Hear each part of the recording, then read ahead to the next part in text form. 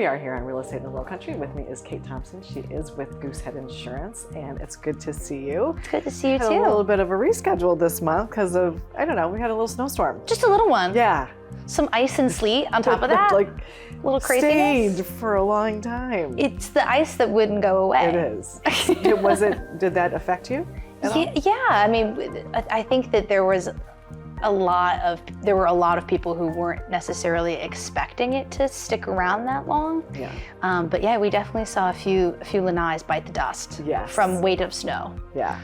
But yeah, that's thankfully most of the damages. Most of it. I mean, not many burst pipes or anything, which is great. Thank goodness. That is a thank goodness. I think a lot of people knew it was coming or had warning to prep. And so I think we got to a position where a lot of that got mitigated. Yeah, that's good.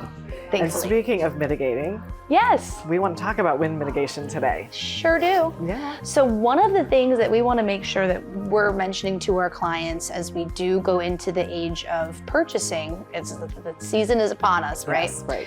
When you're going to buy a house on Hilton Head and in Bluffton, you're typically looking at investing into an older home. Right. Sometime in the 60s to 90s time frame. Right. Late 60s to mid 90s. And so a lot of those homes need some hugs when you buy them. Yes. Yeah, just a little. Maybe a little TLC. Some of them.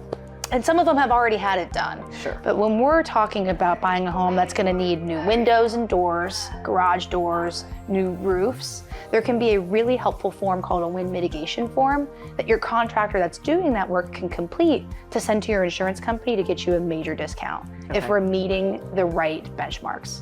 Every carrier does have different benchmarks, but at least we have the form to be able to prove exactly what you got. Right. So we can get you the money back that you deserve. And so what are some of those, check boxes? It's hurricane wind proof, or it's, what are we looking for? And on the island, I'm pretty sure we'd have to check building code, but now if you're installing new windows, they have to meet that new requirement of hurricane proof to some degree. Yeah.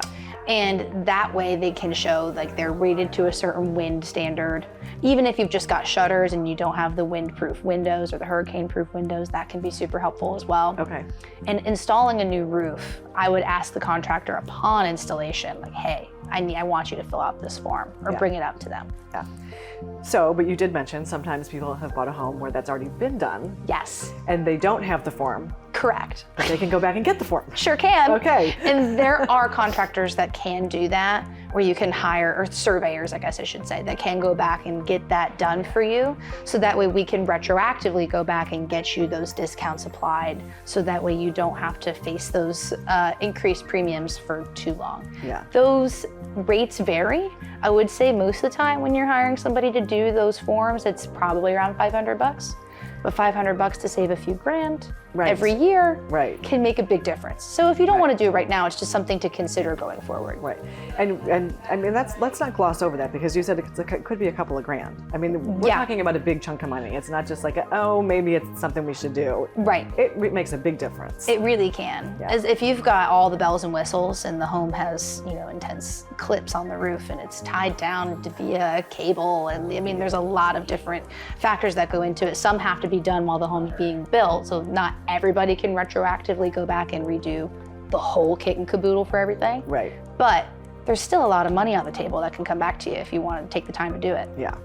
And so, as we always talk about when you're here, talking about renewal rates and stuff, how are we looking? Because we've been, as we've talked for years and years now, we've been in the hard market.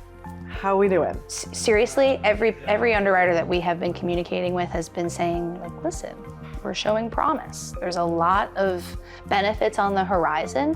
Not every company is seeing all of those benefits, but everybody is sort of looking into the fact that the market is starting to shift now. Okay. When will we feel that shift on our little microcosm of Hilton Head? Right. Who's to say? Right. But we're already starting to see competition where, like, oh, look, if you can show me a lower quote, maybe we can provide that lower quote to get them to come down further, and it's starting to show this action where it's not just a little bit of negotiation, you have this one option or else. Right. Right. Which is a very good thing. Yes. So that's some good news to start our new year. It's happening.